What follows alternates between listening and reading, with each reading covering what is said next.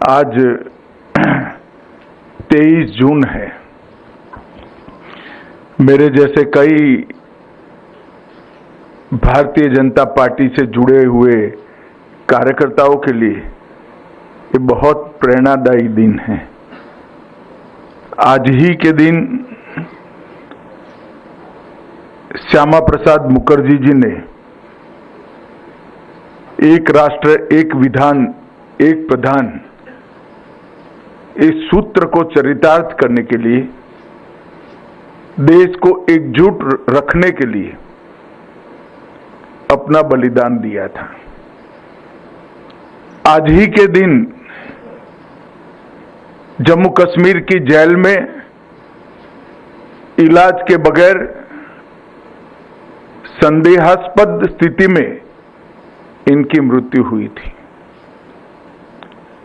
श्यामा प्रसाद मुखर्जी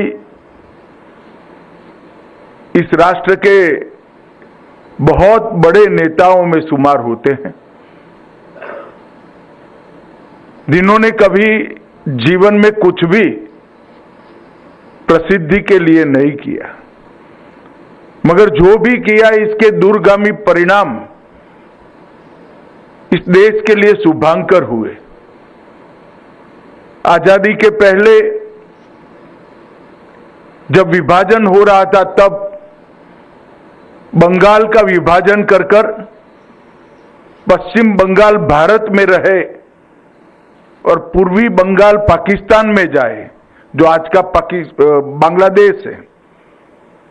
अंग्रेजों के साथ लड़ाई कर इस श्यामा प्रसाद मुखर्जी ने सुनिश्चित किया था। इसी के कारण आज पश्चिम बंगाल भारत का अभिन्न अंग बना हुआ है। देश जब आजाद हो गया, उसके बाद कश्मीर में धारा 370 लागू की गई। कश्मीर का राष्ट्रध्वज होता था, कश्मीर का संविधान अलग होता था, कश्मीर में एक अलग प्रधानमंत्री बैठते थे। ये संकल्पना भारत की एकता और अखंडता के लिए बहुत खतरनाक थी। तब श्यामा प्रसाद मुखर्जी ने एक आंदोलन छेड़ा कि एक देश में दो विधान, दो निशान और दो प्रधान नहीं रहेंगे। और दिल्ली से लेकर कश्मीर तक मार्च लेकर गए। जहां कश्मीर की शुरुआत हुई, उनसे परमिट मांगा गया। जिस तरह से दूसरे देश में जाने के लिए पासपोर्ट चाहिए होता है, कश्मीर में जाने के लिए उस वक्त परमिट की व्यवस्था थी। इन्होंने कहा, कश्मीर मेरे देश का हिस्सा है, मुझे कोई परमिट की जरूरत नहीं है। और श्यामा प्रसाद मुखर्जी को वहीं अरेस्ट कर दिया गया। और उस जेल में ही श्यामा प्रसाद मुखर्जी का संदेहास्पद मृत्यु भी हुई। उन्होंने इसी मुद्दे पर जवाहरलाल जी के प्रथम मंत्रिमंडल से उद्योग मंत्री के रूप में इस्तीफा भी दिया था।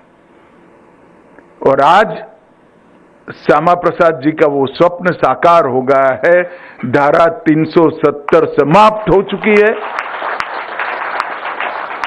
और उनकी बनाई पार्टी भारतीय जनसंघ, जो अब भारतीय जनता पार्टी के नाम से जानी जाती है, गंगा से लेकर बंगाल के गंगा सागर तक भारतीय जनता पार्टी का शासन। राष्ट्रवाद, सांस्कृतिक राष्ट्रवाद और भारतीय संस्कृति, ये तीनों के वो प्रखर हिमायती रहे।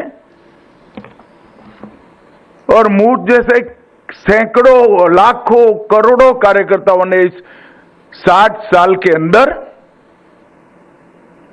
इनकी विचारधारा पर आगे बढ़ते बढ़ते बढ़ते आज देश को आगे बढ़ाने के लिए प्रयास किया है।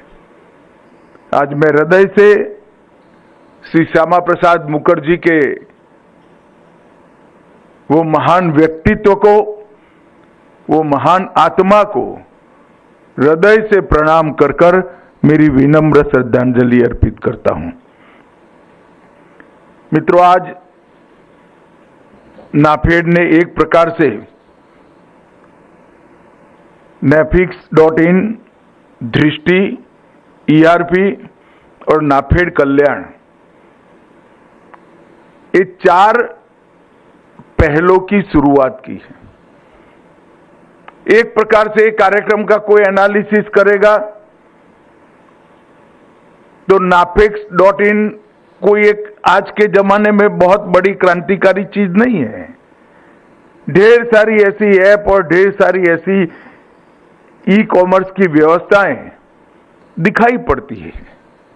ERP भी बड़ी सामान्य प्रकार की व्यवस्था मानी जाती है और दृष्टि जो मैनेजमेंट का पोर्टल है वो भी कोई बहुत क्रांतिकारी कदम नहीं है, परंतु वो क्रांतिकारी इसलिए है कि नाफेड जो 2014 में बंद होने की कगार पर आ गया था, आज नाफेड ये सारी पहल कर कर 500 करोड़ के मुनाफे के साथ 30,000 करोड़ के टर्नओवर के साथ देश के 74 लाख किसानों की सेवा कर रहा है। मैं उस वक्त पार्टी का अध्यक्ष था। मुझे मालूम है नाफेड गहरे आर्थिक संकट में था और नाफेड के पदाधिकारियों की एक मीटिंग प्रधानमंत्री जी के साथ हुई और एक ही मीटिंग में निर्णय किया गया, जो हुआ वो हुआ, उसको भूल जाओ। नाफेड पारदर्शिता से चलना चाहिए और भारत सरकार ने आर्थिक मदद कर कर नाफेड को फिर से मजबूती के साथ चालू करना है। और वही नाफेड 30,000 करोड़ के टर्नओवर के साथ 500 करोड़ के मुनाफे के साथ आज मजबूती के साथ आगे बढ़ने के लिए काम कर रहा है।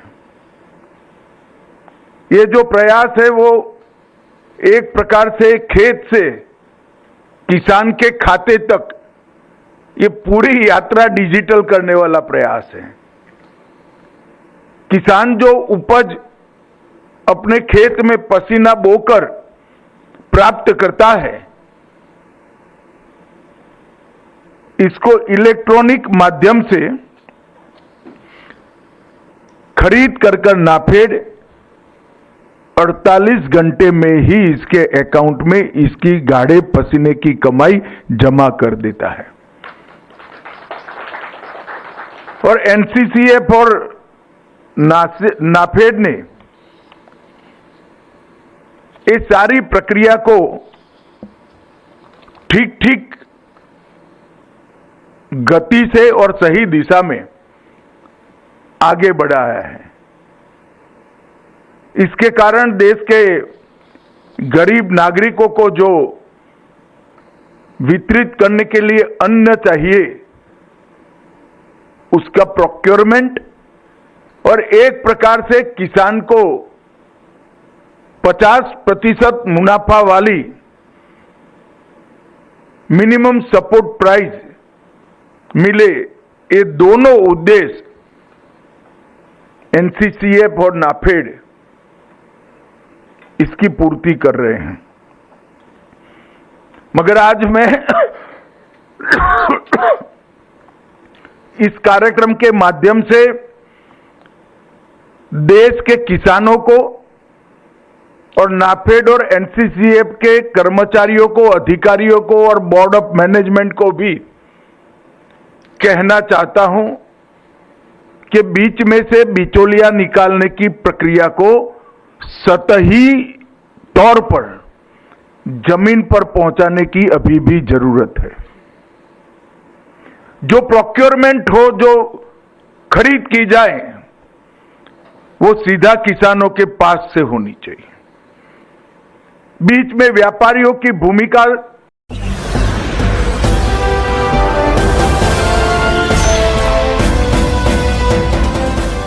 देख रहे हैं लाइव न्यूज। 99 राष्ट्र सबसे पहले।